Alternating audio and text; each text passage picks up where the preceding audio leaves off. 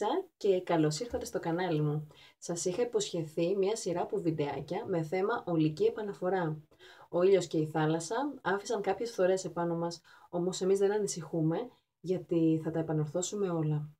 Αν δεν θέλετε λοιπόν να χάσετε κανένα από τα καινούργια βιντεάκια, μην ξεχάσετε να πατήσετε το κουμπί της εγγραφής. Και αν σας άρεσε, πατήστε το like και μην διστάσετε να σχολιάσετε από κάτω. Σήμερα, πρώτος μας στόχος, το πρόσωπο. Θα σας δείξω δύο καταπληκτικές ποιητικές συνταγές για ένα peeling και μία μάσκα που απλά θα λατρέψετε. Τα υλικά πανεύκολα, υπάρχουν στα περισσότερα σπίτια και αν όχι, στο σούπερ μάρκετ της γειτονιάς. Πάμε λοιπόν να δούμε τι θα χρειαστούμε και τον τρόπο εφαρμογής.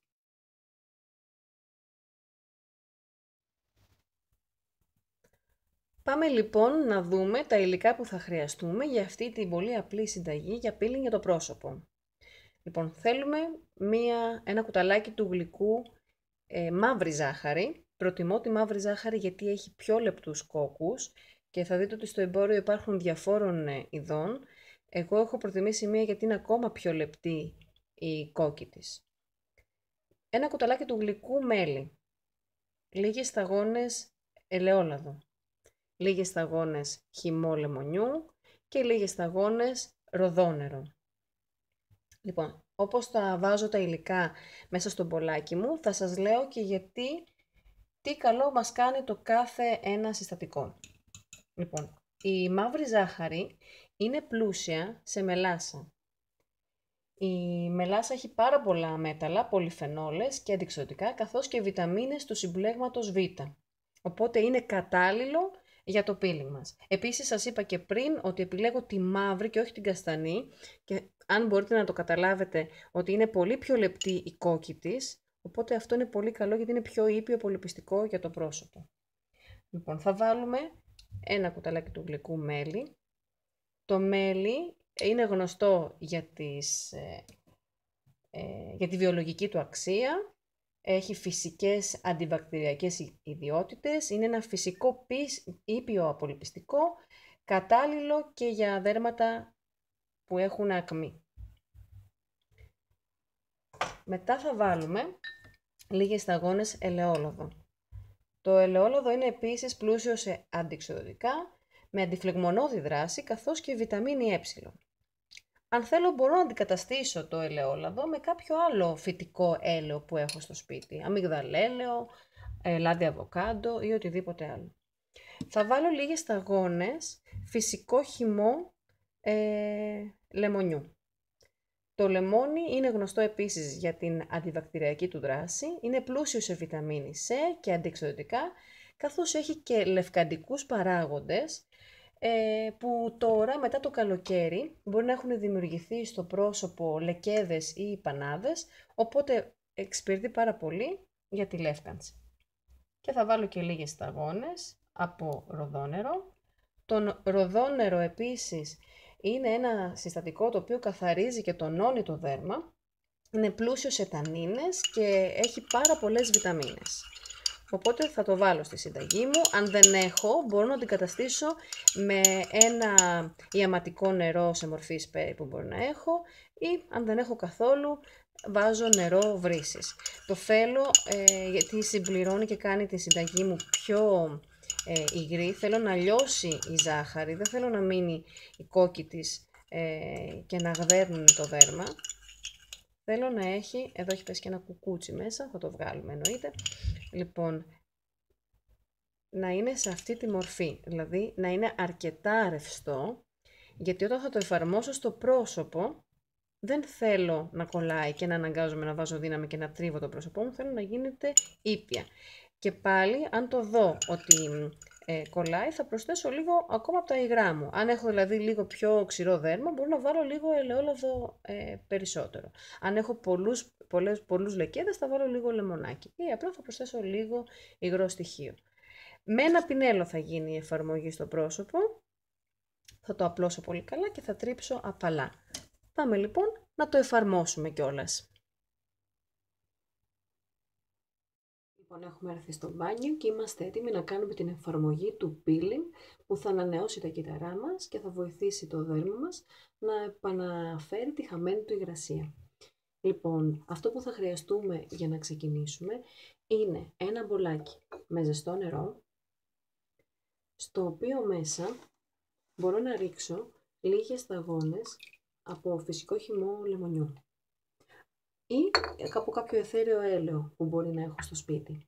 Λοιπόν, και ένα μικρό πετσετάκι, ένα βαβακερό μικρό πετσετάκι, το οποίο θα το βρέξω μέσα σε αυτό το ζεστό νερό. Θέλω να είναι αρκετά ζεστό νερό. Θα το στραγγίξω πολύ καλά και θα το αφήσω επάνω στο πρόσωπό μου για ένα λεπτάκι για να ανοίξουν οι πόροι. Θα σας το δείξω πώς θα το έκανα κανονικά, αλλά εσείς θα το αφήσετε ένα λεπτό. Εγώ για λόγους χρόνου θα το αφήσω λίγο λιγότερο. Τοποθετώ λοιπόν το πετσετάκι επάνω στο πρόσωπό μου. Με αυτόν τον τρόπο ανοίγουν οι πόροι έτσι ώστε να δεχτεί πολύ καλύτερα όλα τα συστατικά από το peeling μας. Αφού περάσει λοιπόν ένα λεπτό, το αφαιρώ και ήρθε η ώρα να εφαρμόσω το peeling μου. Λοιπόν, το peeling που έχω φτιάξει με την καστανή ζάχαρη, το ελαιόλαδο, το μέλι. Έχω ένα πινέλο, το ανακατεύω καλά και θα το απλώσω σε όλο μου το πρόσωπο.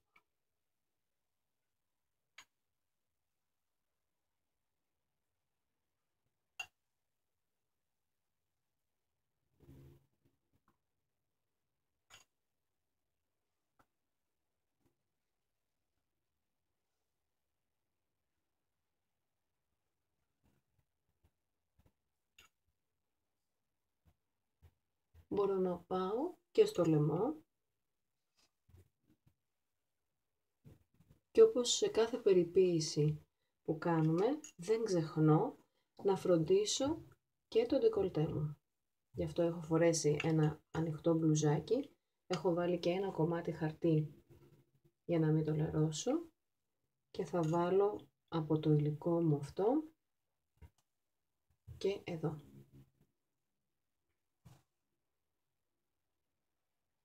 Τώρα ήρθε η ώρα να χρησιμοποιήσω τα δάχτυλά μου. Με τα δάχτυλά μου λοιπόν θα αρχίσω να κάνω απαλές κινήσεις, μασάζ, γύρω-γύρω από τα μάτια, στο μέτωπο. Αυτό που θέλω να θυμόσαστε είναι ότι εάν η ζάχαρη δεν έχει λιώσει καλά και τη νιώθω ότι είναι πάρα πολύ άγρια, βάζω λίγο ακόμα υγρό στοιχείο, δηλαδή λίγο ροδόνερο ή λίγο νεράκι, έτσι ώστε να λιώσει λίγο περισσότερο. Δεν θέλω να γδέρνω το πρόσωπό μου, θέλω απαλά να το απολεπίσω και γι' αυτό το λόγο χρησιμοποίησα και την καστανή, τη μαύρη τη ζάχαρη και όχι την κρυσταλλική τη λευκή, γιατί η λευκή είναι ακόμα πιο σκληρή, όπως και η καστανή, και νομίζω ότι δεν μας βοηθά και τόσο για την περιποίηση που θέλουμε. Κάνω πολύ ωραίο μασάζ λοιπόν, επιμένω στα σημεία που έχω μεγαλύτερη ανάγκη. Εγώ ας πούμε, επειδή έχω μεικτό δέρμα, θα επιμείνω λίγο παραπάνω εδώ στο μέτωπο, στη μύτη και στο πηγούνι, που μαζεύονται και τα πιο πολλά νεκρά κύτταρα και τα μαύρα στίγματα. Συνεχίζω την περιποίηση μου. Αν νιώθω ότι κολλάει, αυτό που μπορώ να κάνω είναι να βάλω λίγο νεράκι. Οπότε δεν επιβαρύνω το δέρμα μου πάρα πολύ με έντονο τρίψιμο. Και συνεχίζω βέβαια την περιποίησή μου και στο ντεκολτέ που το έχει πολύ μεγάλη ανάγκη, ιδίως μετά το καλοκαίρι.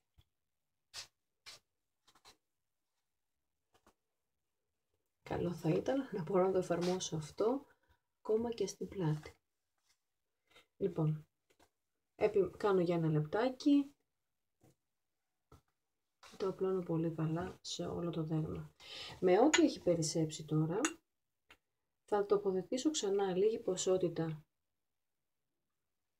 πάνω στο δέρμα μου και θα το αφήσω για 5 έως 10 λεπτά για να εισχωρήσουν μέσα στο δέρμα μου όλα τα συστατικά.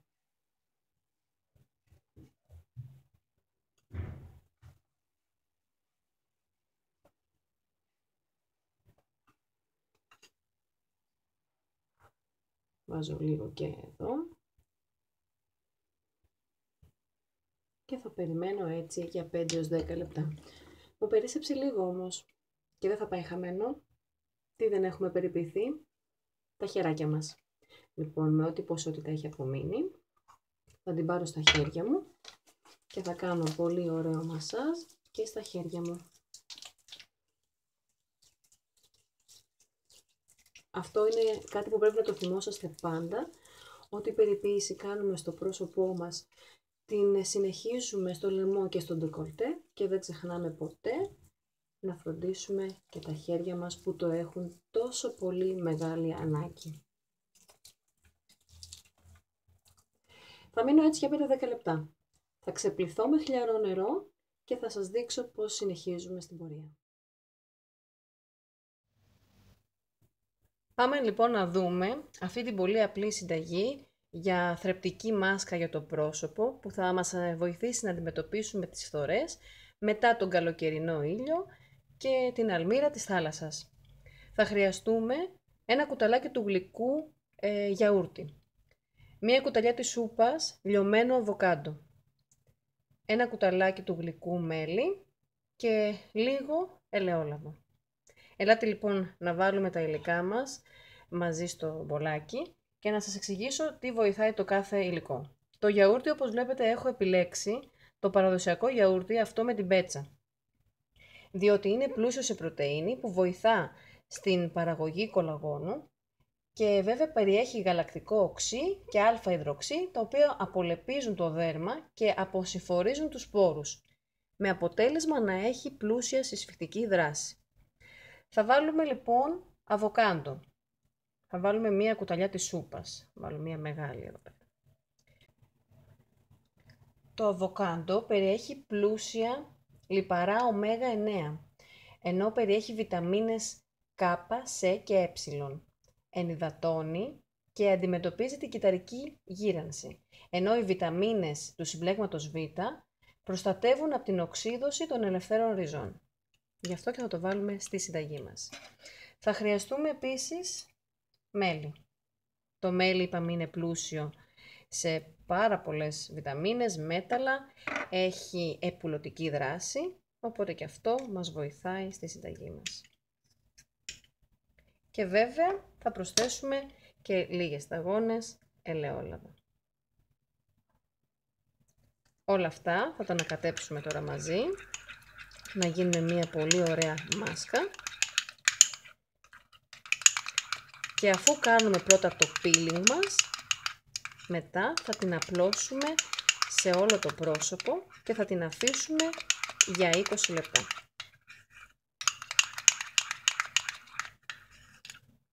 Η μάσκα μας είναι έτοιμη. Πάμε λοιπόν να κάνουμε και την εφαρμογή. Λοιπόν, πέρασαν τα 5-10 λεπτά. Έχω ξεπλύνει το πρόσωπό μου με χλιαρό νερό και το έχω σκουπίσει με μία πετσετούλα και ήρθε η ώρα να εφαρμόσω τη μάσκα, τη θρεπτική μάσκα με γιαούρτι. Παραδοσιακό γιαούρτι χρησιμοποίησα, το τονίζω γιατί πραγματικά έχει πολύ μεγαλύτερα ωφέλη από ότι το κλασικό γιαούρτι. Λοιπόν, και αβοκάντο. Είναι έτοιμη μέσα στο βαζάκι μας και με το πινελάκι που χρησιμοποίησα και πριν και το έχω ξεπλύνει θα την απλώσω πολύ προσεκτικά πάλι σε όλο το πρόσωπο. Βάζουμε αρκετή ποσότητα έτσι ώστε όλα τα συστατικά αυτά που έχω να τα απορροφήσει.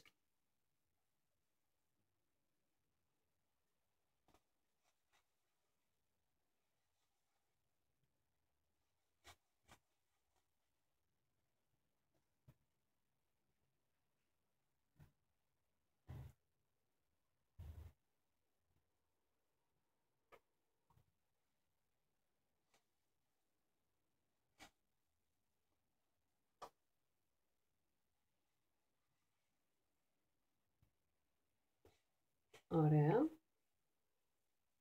Έχει ωραίο πράσινο χρώμα.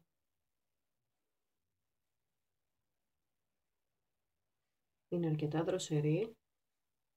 Αν θέλουμε μπορούμε να τη βάλουμε λίγο πριν στο ψυγείο.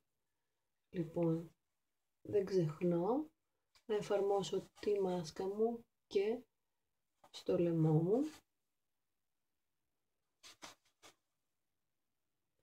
Αυτή η μάσκα και το peeling θέλω να σας πω ότι είναι ιδανικά να τα χρησιμοποιείτε όλο το χρόνο.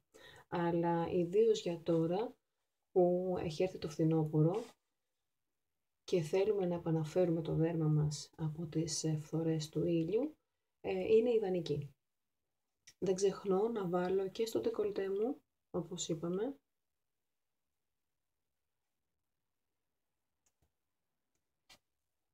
και εννοείται δεν θα ξεχάσω να βάλω και στα χεράκια μου που το έχουν πολύ μεγάλη ανάγκη.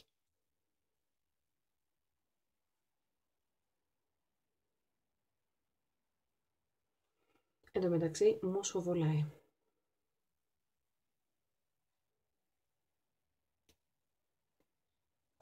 Τέλεια λοιπόν. Θα μείνω με αυτή τη μάσκα για 15 με 20 λεπτά. Καλό είναι να μπορώ να χαλαρώσω κάποιο σε ένα σημείο, αλλά δεν υπάρχει αυτή η δυνατότητα. Εγώ πολλές φορές βάζω τη μάσκα και απλά κάνω τις δουλειές του σπιτιού. Και θα ξεπλύνω επίσης με χλιαρό νερό. Πολύ καλά. Σκουπίζω πρώτα με ένα χαρτάκι να φύγει η υπερτή ποσότητα και μετά ξεπλένομαι με χλιαρό νερό. Κλείσω την περιποίηση αυτή σφραγίζοντας την υγρασία και τονώνοντας το δέρμα του, χρησιμοποιώντας πάλι το μπολάκι, αυτή τη φορά όμως με παγωμένο νερό από το ψυγείο. Μπορώ να βάλω μέσα και μερικά παγάκια και το πετσετάκι μου το βαμβακερό, το οποίο θα το βουτήξω μέσα, να πάρει όλη τη θερμοκρασία. Θα το σφραγίξω πολύ καλά, γιατί δεν θέλω να μείνει υγρό, θέλω απλά να έχω τη θερμοκρασία και μετά θα το αφήσω στο πρόσωπό μου για 1 λεπτάκι.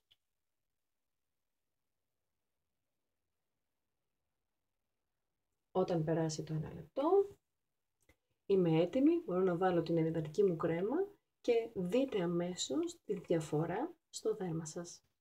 Αυτά ήταν για σήμερα, ελπίζω να σας άρεσε, σας ευχαριστώ πάρα πολύ, δοκιμάστε το και μην διστάσετε να σχολιάσετε, να μου πείτε τη γνώμη σας και μην ξεχνάτε, επόμενος στόχος, μαλλιά.